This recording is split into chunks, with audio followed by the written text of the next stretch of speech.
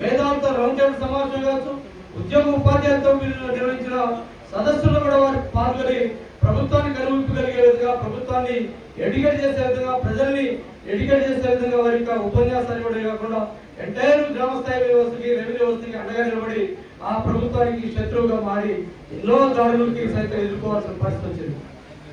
ఇప్పుడు వారికి ఉన్నటువంటి తెలివితేటలతో, వారికి ఉన్న చైతన్యంతో ఈ ప్రభుత్వానికి లాయర్గా ఉండి ముఖ్యమంత్రి గారితో, రెవెన్యూ గారితో, రెవెన్యూ ప్రిన్సిపల్ సెక్రటరీ గారితో, సిఎస్ గారితో, సిసిఎల్ఏ గారితో కూడా చక్కటి సంబంధాలు నెలకొని మరలా గ్రామ స్థాయి రెవెన్యూ వ్యవస్థను బలోపేతం చేసుకునే క్రమంలో రెవెన్యూ వ్యవస్థను పునర్నిర్మాణం చేసుకునే విషయంలో కానివచ్చు, గ్రామ స్థాయి నుంచి డిప్యూటీ కలెక్టర్లు, ఐఏఎస్, కన్వర్డ్ ఐఏఎస్ వరకు కూడా అనేక జీవోలు తీసుకొచ్చి క్యాడర్ సెంటర్ కూడా ఫిక్స్ చేస్తూ ఈ రెవెన్యూ వ్యవస్థని బలోపేతం చేస్తున్నట్టు మన పరిస్థితిని మనం చూస్తూ ఉన్నాం.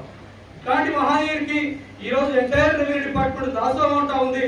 కానీ కొందరు మాత్రం గత ప్రభుత్వానికి లాయర్గా ఉండి గత ముఖ్యమంత్రికి బానిసైపోయి రెవెన్యూ ఉద్యోగులు ఆత్మగౌరవం తాకట్టు పెట్టిన వాళ్ళు ఇప్పుడు ఈ జీవోలు మొత్తం మేమే తీసుకొచ్చినామని చెప్తా ఉన్న పరిస్థితి. అంటే పిల్లి గుడ్డిది అయితే ఎనక ఎక్కించినట్టుగా ఉన్నది వాళ్ళ వ్యవహారం. అట్లా మనం ప్రతి విషయంలో కూడా అడుగున మనకు అన్యాయం చేసినటువంటి సందర్భం మనం చూస్తూ ఉన్నాం. ఈ రోజు ఒక రెవెన్యూ డిపార్ట్మెంటే కాదు, ఈ రోజు సంస్థ 4 కోట్ల ప్రజానికానికి ఉపయోగపడే రెవెన్యూ శాఖ యొక్క ఔన్నత్యాన్ని పెంచే విధంగా రూల్స్ ని ఫ్రేమ్ చేస్తున్నటువంటి పరిస్థితి మనం చూస్తా ఉన్నాం. 70 లక్షల మంది యొక్క రైతుల యొక్క సమస్త భూ సమస్యల్ని కాపాడేదానికి కూడా చట్టంలో బ్రహ్మాండమైనటువంటి రూల్స్ ఫ్రేమ్ చేస్తున్న పరిస్థితి చూస్తా ఉన్నాం. గత ప్రభుత్వంలో 9,40,000 మంది రైతులు కాస్తుదారుల యొక్క సన్నగారు, చిన్నగారు, బడుగు బలహీన వర్గాల నుంచి వచ్చినటువంటి రైతాంగానికి దశాబ్దాలుగా పనిచేస్తున్న హక్కులు కలిగిన వారికి ఆ హక్కులు కల్పించకుండా ఈ మళ్ళీ తిరిగి ఎప్పుడో 4-5 దశాబ్దాల క్రితం ఉన్నటువంటి భూదారులకే మళ్ళీ ఈరోజు పట్టాలు ఇప్పించిన గనుడు గత ముఖ్యమంత్రి మనం చూస్తాం.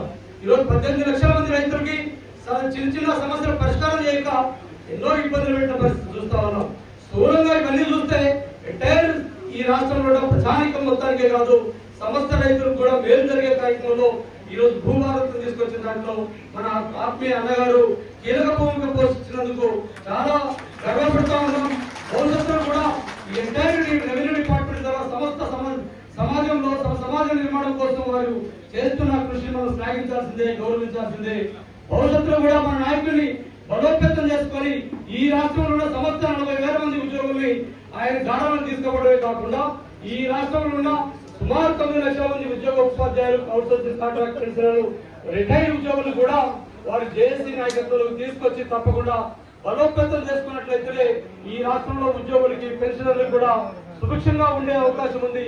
మరలా పిఆర్సీ లాంటి డిమాండ్స్ కూడా మనం సాధించుకొని ఏదైతే మన డిఎల్ కానీ ఇట్లాంటి సమస్యలన్నీ కూడా పరిష్కరించుకోవాలంటే ఏకైక లీడర్ మన లక్ష్యాన్ని అనేది కూడా మనం చెప్పక తప్పడం లేదు.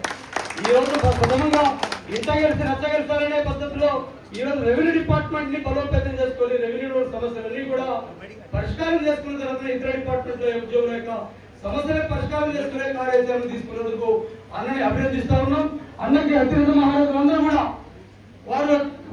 వారి కంగని కట్టుకొని అన్న చేస్తున్న ప్రతి పనిని కూడా తూచా తప్పకుండా పనిచేస్తూ అహోరాత్రులు కష్టపడి ఈ రెవెన్యూ డిపార్ట్మెంట్ కాపాడేదానికి ప్రయత్నం చేస్తున్నందుకు వారందరినీ కూడా అభినందిస్తూ ఈ అవకాశం ఇచ్చిన పెద్దలకు ధన్యవాదాలు చేస్తూ ముగిస్తున్నాం. Thank you.